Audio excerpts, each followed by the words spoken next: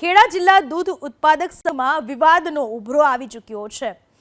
કેસરી સિંહ સોલંકીના ચેરમેન પર આરોપ બાદ બેઠકોનો ધમધમાટ। ખેડા જિલ્લા કમલમમાં ગોરધન ઝડફિયાની હાજરીમાં બેઠકમાં ખેડા જિલ્લા દૂધ ઉત્પાદક સહકારી સંઘના ડિરેક્ટર્સ હાજર રહ્યા। આણંદ, ખેડા, મહીસાગર જિલ્લાના નેતાઓ પણ હાજર રહ્યા। વિપુલ પટેલ પર કેસરી સિંહ સોલંકીએ લગાવ્યો હતો ગેરરીતિનો આરોપ। દૂધ ઉત્પાદક સંઘમાં કરવામાં આવેલી ભરતીમાં ગેરરીતિનો આરોપ લગાવ્યો હતો।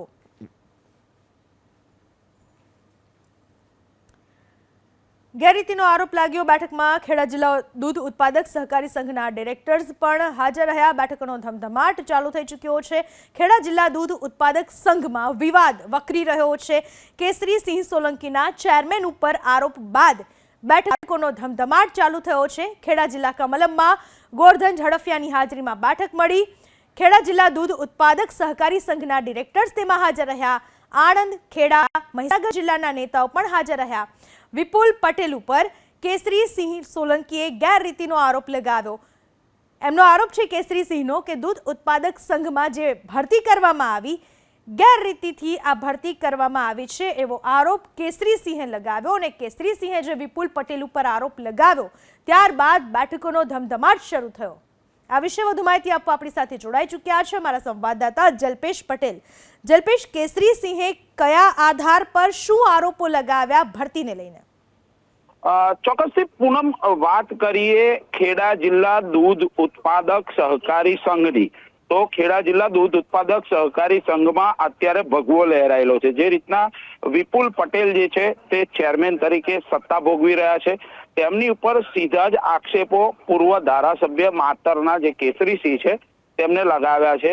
કહી શકાય કે તેમને આરોપમાં એવું પણ જણાવ્યું છે કે જે ભરતી થઈ છે તે ભરતીમાં પણ ઘણા એવા કૌભાંડો છે જે વિપુલ પટેલ દ્વારા કરવામાં આવ્યા છે। બીજી તરફ મહત્વની વાત કરવામાં આવે જે ડિરેક્ટરો છે ડિરેક્ટરોની સાથે સાથે 3 સરકારી માણસો પણ હટાવવાની વાત કરી છે કેસરી સિંહે।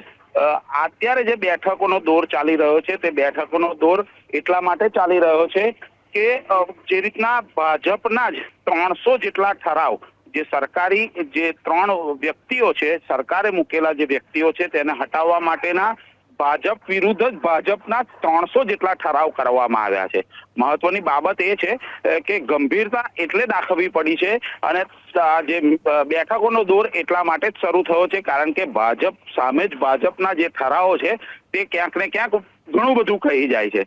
હાલ તો ગોરધનભાઈ ઝડફિયા, ખેડા જિલ્લાના તમામ ધારાસભ્ય પંકજભાઈ દેસાઈ, ઠાસરા ધારાસભ્ય યોગેન્દ્રસિંહ પરમાર સહિતના જે ધારાસભ્યો છે તે પણ બેઠકમાં ઉપસ્થિત છે।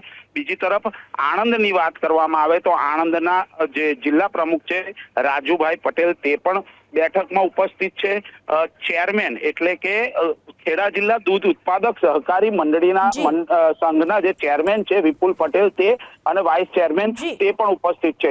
કહી શકાય કે હવે કોઈ અમૂલમાં નવો બદલાવ આવે તો નવાય નહીં। જલ્પેશ, આભાર આપનો તમામ માહિતી બદલ।